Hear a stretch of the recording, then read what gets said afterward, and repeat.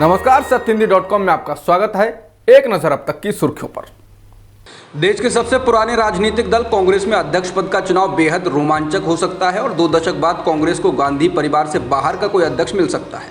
खबरों के मुताबिक राजस्थान के मुख्यमंत्री अशोक गहलोत अध्यक्ष पद का चुनाव लड़ेंगे तो केरल से कांग्रेस के सांसद शशि थरूर उन्हें चुनौती देंगे। बता दें, शशि थरूर ने सोमवार को कांग्रेस अध्यक्ष सोनिया गांधी से मुलाकात की थी।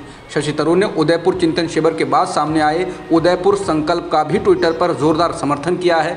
द इंडियन एक्सप्रेस के मुताबिक मुलाकात के दौरान सोनिया गांधी ने शशि थरूर से कहा कि वो कांग्रेस अध्यक्ष के चुनाव में पूरी तरह न्यूट्रल रहेंगी।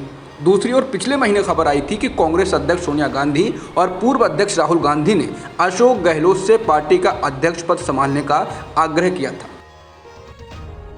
कांग्रेस की भारत जोड़ो यात्रा मंगलवार सुबह केरल के अल्लापुझा के चेरथला से शुरू हुई। इससे पहले यह यात्रा कन्याकुमारी में कई जगहों से होते हुए तिरुवनंतपुरम पहुंची थी। कांग्रेस ने कहा कि यात्रा में शामिल लोगों का उत्साह अद्भुत है और तमिलनाडु और केरल के लोगों का यात्रा का जोरदार सहयोग मिल रहा है। ये यात्रा कन्याकुमारी के अगस्त्यस्वरम से शुरू हुई थी। पूर्व अध्यक्ष राहुल गांधी के नेतृत्व में भारत जोड़ो यात्रा के तहत पार्टी के तमाम नेता और कार्यकर्ता लगातार आगे बढ़ रहे हैं। कांग्रेस के नेतृत्व वाली यूपीए सरकार के 10 साल के शासन में यानी 2004 से 2014 तक अलग अलग राजनीतिक दलों के 72 नेता सीबीआई के शिकंजे में आए थे।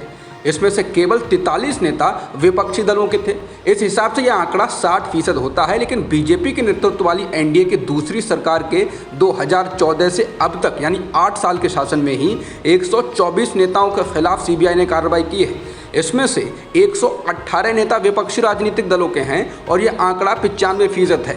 इससे पता चलता है कि यूपीए सरकार के 10 सालों के शासन की तुलना में वर्तमान एनडीए सरकार के 8 साल के शासन में ही कहीं ज़्यादा विपक्षी नेताओं पर सीबीआई ने अपना शिकंजा कसा है। द इंडियन एक्सप्रेस ने तमाम आंकड़ों की पड़ताल कर यह रिपोर्ट प्रकाशित की है। द इंडियन एक्सप्रेस की रिपोर्ट कहती है कि यूपीए सरकार के शासनकाल में विपक्षी नेताओं में 4 पूर्व मुख्यमंत्रियों, 2 मंत्रियों, 13 सांसदों, 15 विधायकों, 1 पूर्व विधायक और 3 पूर्व सांसदों के खिलाफ सीबीआई ने कार्रवाई की।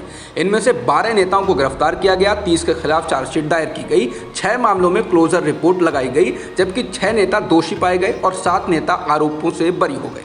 वहीं अखबार की रिपोर्ट के मुताबिक एनडीए की दूसरी सरकार के 8 साल के शासन में 1 मुख्यमंत्री, 12 पूर्व मुख्यमंत्रियों, 10 मंत्रियों, 34 सांसदों, 27 विधायकों, 10 पूर्व विधायकों और 6 पूर्व सांसदों के खिलाफ सीबीआई ने कार्रवाई की। इसमें से 22 नेताओं को गिरफ्तार किया गया, 43 के खिलाफ चार्जशीट दायर की गई, 1 मामले में क्लोजर रिपोर्ट लगाई गई, 1 नेता को दोषी पाया गया, जबकि कोई भी नेता आरोपों से बरी नहीं हुआ। हिजाब मामले पर सुप्रीम कोर्ट में आज 8वें दिन भी सुनवाई जारी है।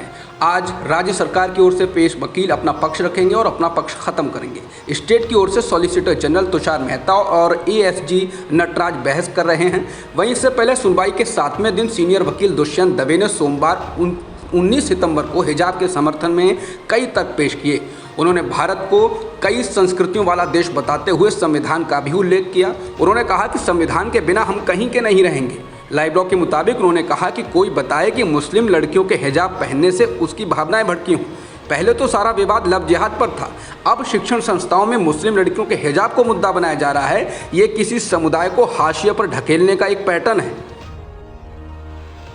मध्य प्रदेश की राजगढ़ जिला जेल में जेलर द्वारा 5 मुस्लिम युवकों की दाढ़ी जबरन कटवा देने का सनसनीखेज मामला सामने आया।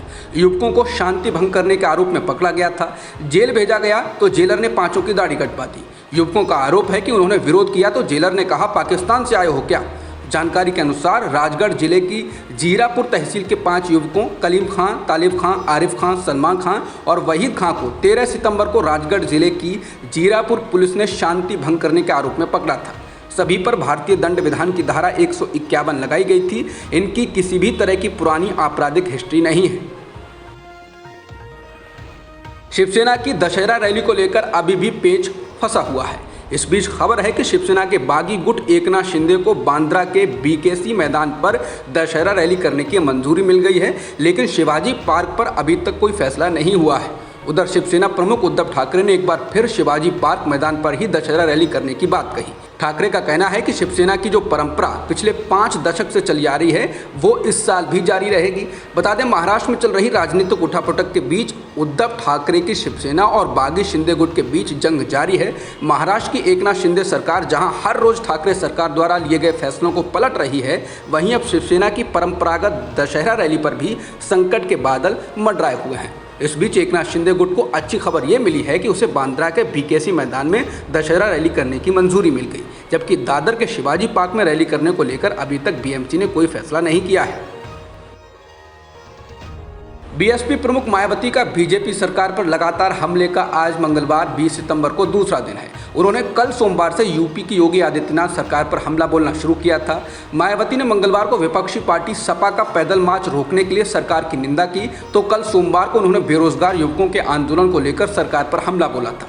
मायावती ने कहा कि महंगाई, गरीबी, बेरोजगारी, बदहाल सड़क, शिक्षा, स्वास्थ्य व कानून व्यवस्था आदि के प्रति यूपी सरकार की लापरवाही के विरुद्ध धरना प्रदर्शन नहीं करने देने व उन पर दमन चक्र के पहले बीजेपी जरूर सोचे कि विधान भवन के सामने बात बात पर सड़क जाम करके आम जनजीवन ठप करने का उनका क्रूर इतिहास है।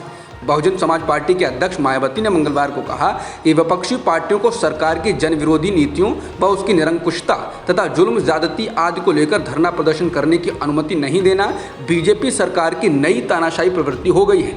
साथ ही बात बात पर मुकदमे व लोगों की गिरफ्तारी एवं विरोध को कुचलने की बनी सरकारी धारणा अति घातक है।